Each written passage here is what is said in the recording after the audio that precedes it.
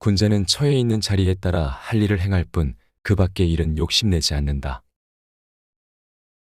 자기가 맡은 일에 충실하고 여기저기 흔들리지 않는 것이 바로 중용의 덕이다.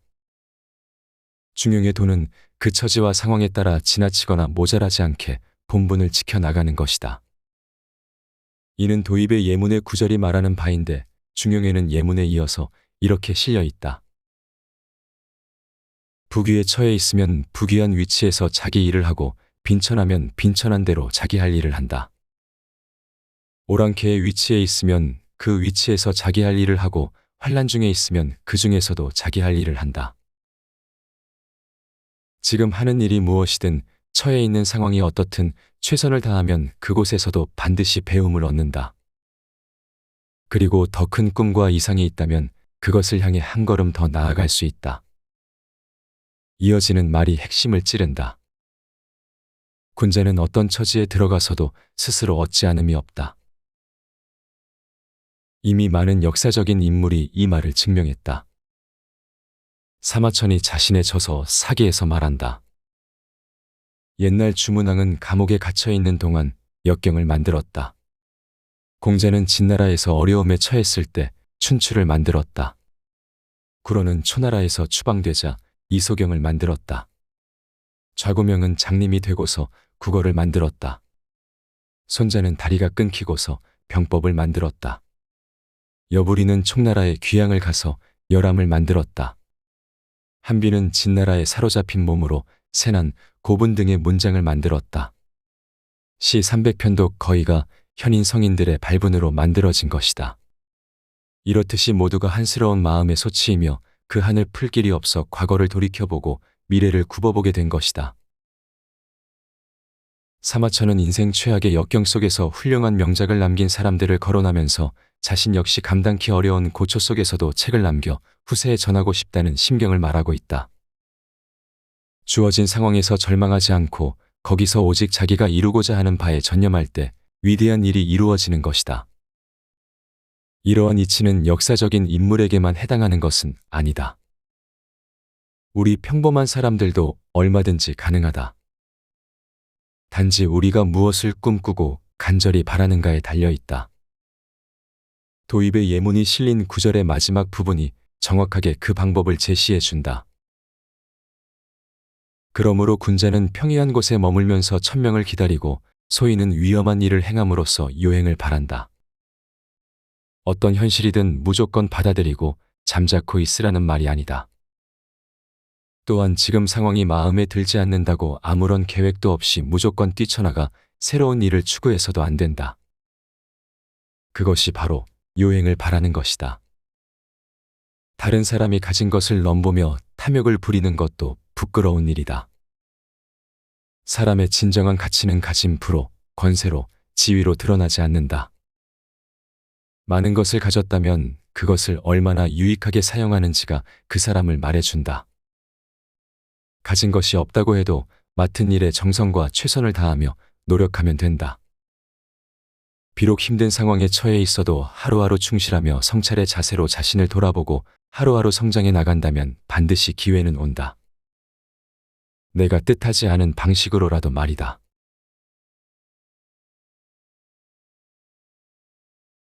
사소한 근심에 오늘을 허비하지 말 것.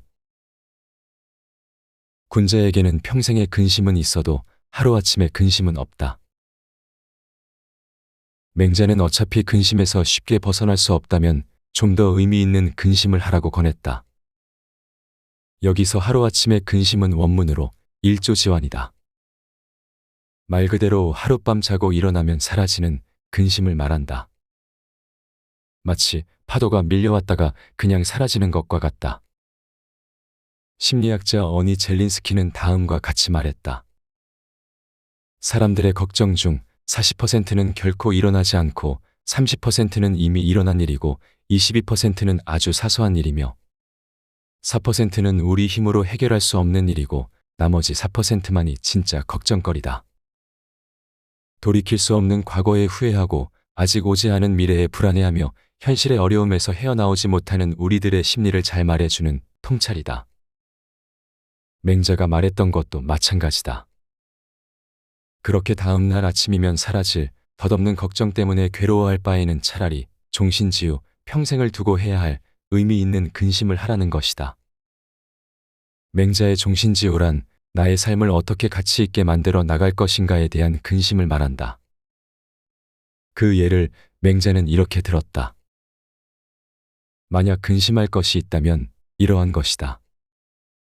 순임금도 사람이고 나도 사람인데 순임금은 천하의 모범이 되어 후세에 전할 만한 데에 비해 나는 시골 사람을 면치 못하고 있으니 이는 근심할 만하다.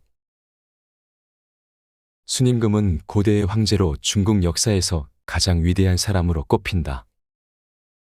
맹자는 순임금을 존경하여 닮고 싶어 했고 그같이 되기 위해 노력하는 것을 평생의 신조로 삼았다. 맹자는 등문공상편에서 공자의 제자 안현 역시 같은 근심을 갖고 있었다는 것을 소개한다.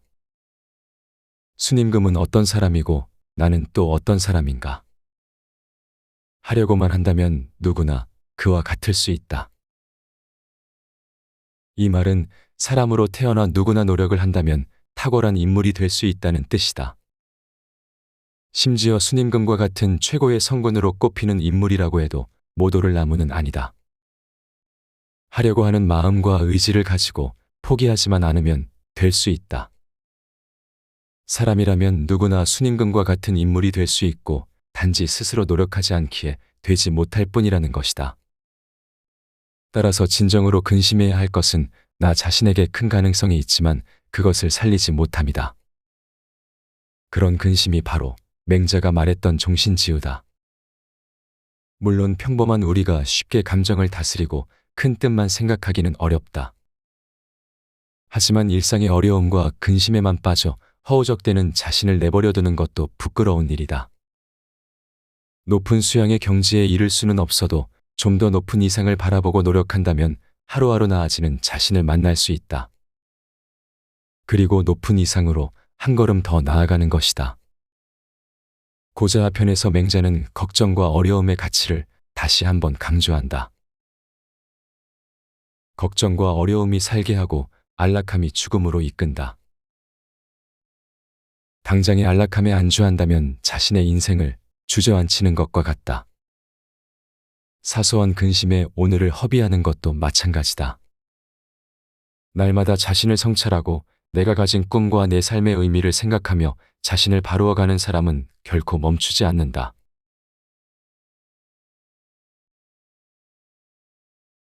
가까운 거리라도 걷지 않으면 도달할 수 없다. 목가에서 물고기를 보며 부러워하느니 돌아가서 그물을 짜는 게 낫다. 한고조 유방의 손자 유한이 당대의 학자들과 함께 저술했던 회남자에 실린 글이다. 이 구절을 우리의 삶에 적용하면서 두 가지 의미를 생각해 볼 수 있다. 첫째, 인생에서 원하는 바가 있다면 그것을 얻기 위한 노력이 뒤따라야 한다. 정당한 노력과 절차도 없이 바라기만 한다면 아무것도 이룰 수 없는 법이다. 단순히 원한다고 해서 주어지는 것은 아무것도 없다. 물고기를 원한다면 그물을 짜서 물고기를 잡아야 한다. 공부를 잘하고 싶다면 공부를 해야 하고 성공하고 싶다면 그에 걸맞은 노력을 해야 한다. 감나무 밑에서 입만 벌리고 있다고 익지도 않은 감이 떨어질 리가 없다. 감을 얻고 싶다면 그것을 얻기 위해 흘리는 땀을 마다해서는 안 된다. 먼저 감나무를 심고 그것을 힘써 길러야 한다. 그 다음 수확의 시기가 왔을 때 감을 수확할 수 있는데 이 모든 과정을 즐겁게 행하는 것이 바로 행복한 삶을 살아가는 비결이다. 원하는 것을 얻기 위한 노력과 절차가 주는 행복을 깨닫지 못하고 오직 얻는 데에만 목적을 둔다면 그것은 고된 일이 되고 만다. 둘째, 원하는 것을 얻기 위해서는 지혜로운 준비가 필요하다. 간절히 원하는 마음만 앞서서 연못 구어, 즉 나무에서 물고기를 구하는 식으로는 좋은 결과를 얻지 못한다. 맹자를 보면 7년 지병 9~3년 지혜라는 말이 있다. 3년 묵힌 쑥을 먹으면 낫는 병을 치료하기 위해 7년간 전국을 헤맨다는 뜻이다. 구하기 힘든 3년 묵힌 쑥을 구하려고 전국을 유랑하기 전에 애초에 쑥을 잘 묵혀 두었다면 3년 후 그 약으로 병이 나았을 것이다. 하지만 그런 준비 없이 성급한 마음만 앞서서 짐을 꾸려서 떠나면 7년이 아니라 10년이 지나도 그 약을 구할 수 없다. 대학에는 생각한 후에야 얻을 수 있다라고 실려 있고, 전국시대의 대학자 순자는 아무리 가까운 거리라고 해도 걷지 않으면 도달할 수 없고, 아무리 간단한 일도 실천하지 않으면 이루지 못한다라고 말했다. 중요한 것은 시작하는 것이다. 그리고 포기하지 않는 것이다.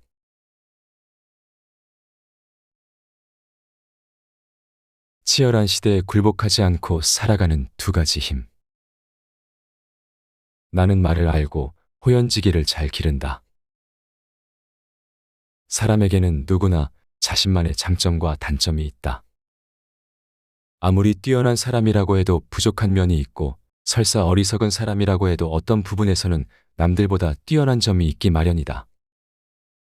따라서 사람마다 가진 장단점을 잘 파악하는 것이 인생을 살아가는데 큰 도움이 된다.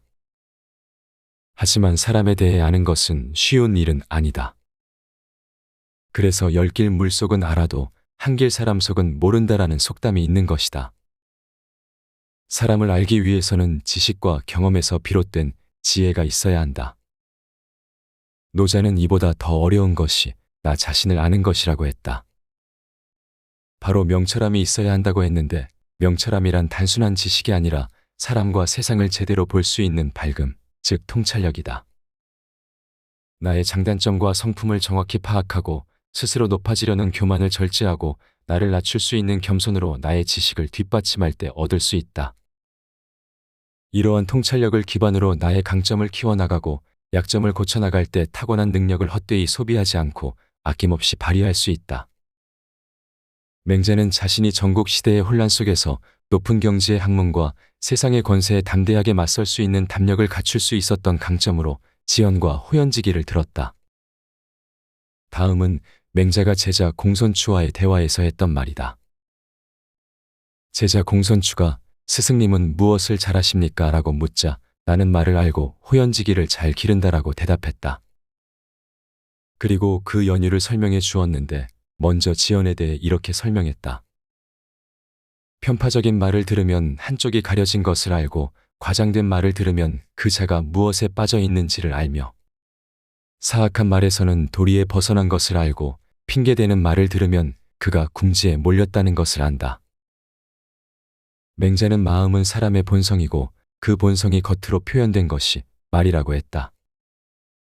따라서 맹자가 말을 안다고 했던 것은 사람의 본성을 이해하고 있다는 뜻이다. 흔히 쓰이는 말은 곧 그 사람 자신이다 같은 명제를 맹자는 증명하고 있는 것이다. 맹자가 이처럼 말의 능력을 중요시했던 것은 말로 인해 정치가 혼란스러워지고 천하가 어지러워지기 때문이다. 맹자는 그 당시 최고 권력자였던 왕들을 만나 대화를 통해 그들을 파악하고 평화의 길로 이끌려고 설득했다. 여기서 또 하나 맹자의 능력을 알 수 있다. 맹자가 왕들을 담대히 설득할 수 있었던 것은 그가 지닌 대화 능력 때문이다. 맹자는 명쾌한 논리와 높은 말의 경지로 생각이 다른 사람들을 설득했다. 요즘도 흔히 쓰이는 오십보, 백보, 연목구어, 인자무적, 알묘조장, 자포자기 등은 모두 맹자가 사람을 설득하기 위해 사용했던 말들이다. 그 다음 호연지기에 대해서는 맹자 자신도 잘 설명하기 어렵다고 하며 이렇게 말했다. 그 기운은 지극히 크고 강하여 곧게 길러 헤치지 않으면 하늘과 땅 사이에 가득 차게 된다. 그 기운은 의와 도와 함께하는 것으로 그렇지 않으면 기운은 곧 시든다. 이것은 의가 부단히 모여서 된 것이지 의가 밖에서 엄습하여 이루어진 것이 아니다. 행하고 나서 마음에 흡족하지 않으면 역시 호연지기는 시들해지기 마련이다. 먼저 호연지기는 사람의 마음에 가득 차 있는 지극히 크고 광대한 기운이다. 그 능력은 무궁무진하고 그 힘은 천하를 가득 채울 정도로 크고 위대하다. 하지만 호연지기에는 한 가지 조건이 있다. 반드시 선하고 바르게 키워 스스로 해치지 않아야 한다. 마음은 하늘로부터 받은 것이지만 그것을 키우고 해치는 것은 모두 자신에게 달려있다. 그 다음 호연지기는 반드시 의와 도 같은 선한 덕성을 기반으로 해야 한다. 이러한 훌륭한 덕성을 기반으로 하지 않으면 그 기운은 호연지기가 될 수 없다. 또 한 가지, 호연지기는 반드시 내면에 있는 의를 꾸준히 모으고 연마해야 생길 수 있다. 호연지기는 의라는 덕목을 쌓아 나가서 만들어지는 것이며 외부에서 갑자기 얻거나 찾을 수 있는 것이 아니다. 따라서 호연지기는 자기 마음속에서 구해야 한다. 물질과 권세를 얻는 것과 같이 외부에서 아무리 찾으려 해도 얻기가 어렵다. 또한 호연지기는 반드시 삶에서 꾸준히 구현되어야 한다. 만약 의에 기반을 둔 행동을 하지 않으면 마음이 흡족할 수 없고 마음이 흡족하지 않으면 역시 호연지기는 곧 시들고 만다. 맹자는 호연지기를 기르는 데 있어서 반드시 염두에 두어야 할 일을 말해준다. 호연지기를 기르기 위해 매사에 있지 말고 노력해야 하지만 그 결과를 기대하지 말 것이며 빨리 기르기 위해 조급해하지 말아야 한다. 호연지기란 단시간에 얻어지는 것이 아니라 꾸준히 쌓아감으로써 얻을 수 있는 기운이다. 맹자는 전쟁과 혼란의 전국 시대를 지연과 호연지기로 뜻을 펼쳐나갔다. 어렵고 힘든 상황에서 스스로를 지켜내었고 자신의 학문과 이념도 지켜낼 수 있었다. 맹자가 지켜내었던 유학은 동양 철학의 뿌리로서 동양적 세계관으로서 동양은 물론 전 세계적으로 깊은 영향을 끼쳤다. 그 기반이 된 것이 바로 혼란의 시대에 굴복하지 않고 돌파해 나간 맹자의 돌파력이다. 오늘날도 어쩌면 전국시대 못지않은 치열한 시대일지도 모른다. 잠깐 뒤처지면 도태되는 치열한 경쟁의 시대를 살아가는 힘, 지연과 호연지기로 얻을 수 있다. 말을 통해 사람을 이해하고 호연지기를 통해 담대한 꿈과 이상을 성취한다. 평범한 사람이 평범하지 않은 일을 이룰 수 있는 비결이다.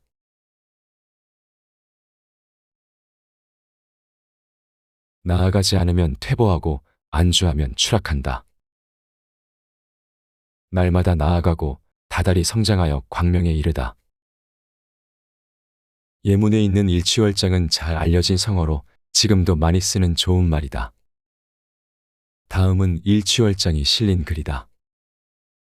나는 부족한 자로 비록 총명하지도 신중하지도 않지만 날마다 나아가고 다달이 성장하여 배움이 광명에 이를 것이니 맡은 일을 도와 나에게 밝은 덕행을 보여주오.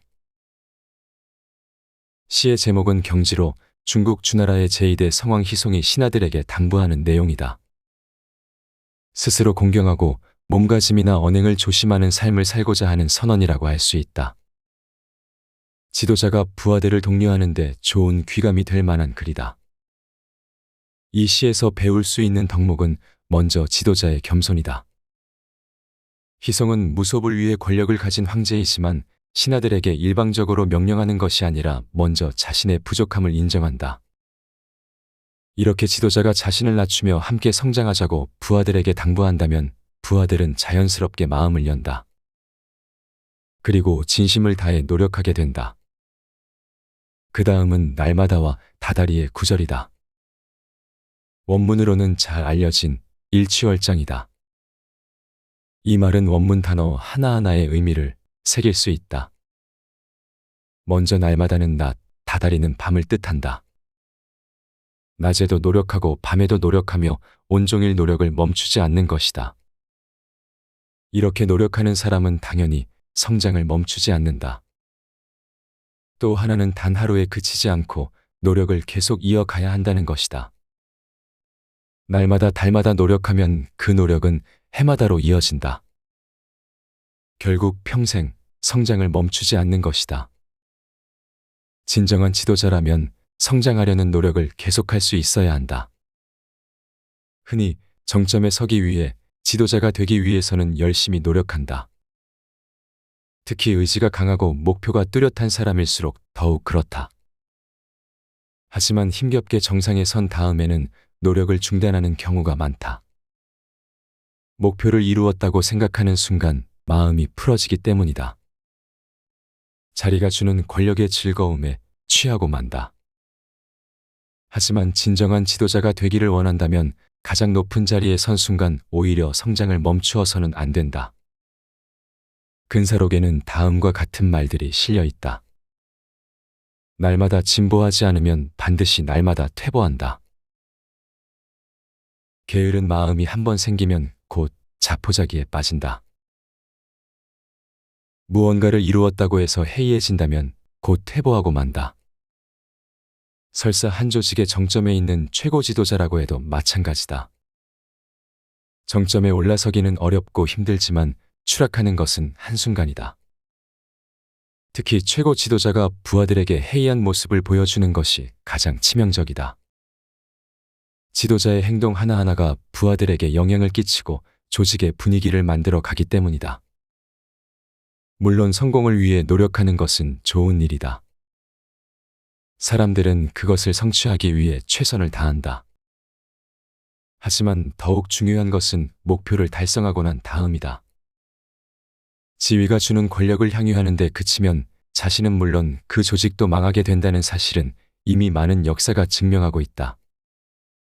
높은 자리에 올랐다면 자신이 이끄는 조직을 더욱 성장시키고 발전시켜야 하는 책무가 주어진다. 그 바탕이 되는 것이 바로 자신의 성장이다. 천리만은 그 힘을 일컫는 것이 아니라 그 덕을 일컫는 것이다. 천리만은 단지 천리를 한 걸음에 갈 수 있는 힘이 있어서 칭송받는 것이 아니다. 그 결과를 얻기 위한 땀, 정직한 노력의 과정과 당당한 품격이 있기에 사랑받는 것이다. 사람도 마찬가지다. 사람들은 가지고 있는 지위와 권세를 벗어버린 그 사람의 본 모습, 변함없이 노력하고 성장하는 일취월장의 태도를 존경한다.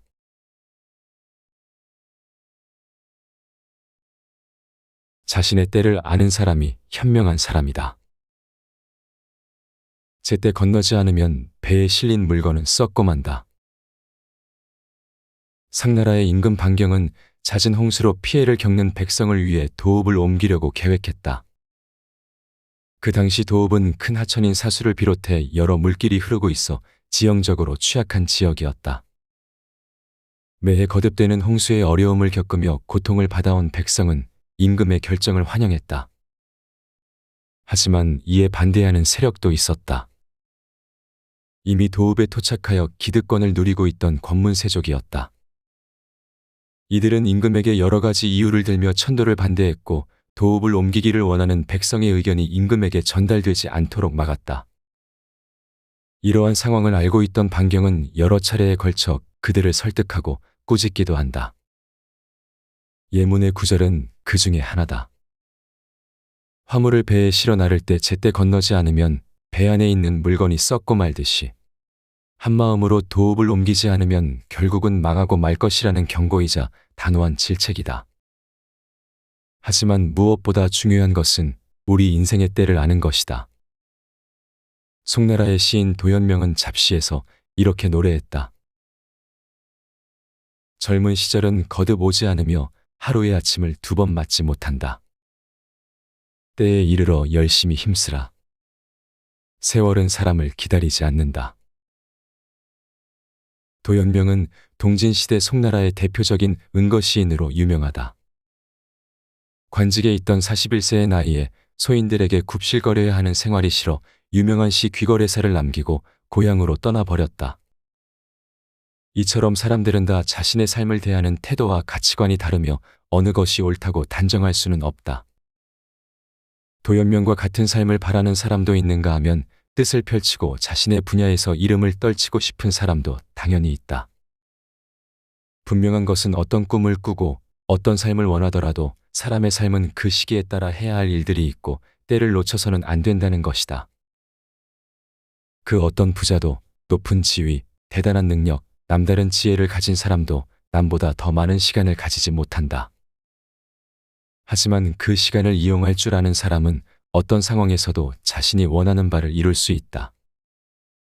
만약 부자가 되기를 원한다면 환경과 상황을 탓할 것이 아니라 누구에게나 공평한 시간을 수단으로 삼으면 된다. 사기에 실린 기호쟁씨 이미 부자가 되었지만 더 큰 부자가 되기를 원한다면 시간을 이용하라가 바로 그것을 말한다. 부보다 더 소중한 삶의 가치가 있다면 당연히 그것을 따르면 된다. 그러나 무엇을 추구하더라도 시간의 효용은 달라질 수 없다.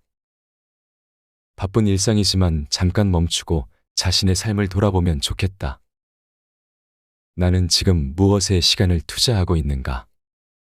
내 시간은 낭비되고 있지 않은가? 만약 시간을 허투루 쓰고 있다면 내 인생의 가장 소중한 것을 낭비하고 있는 것이다.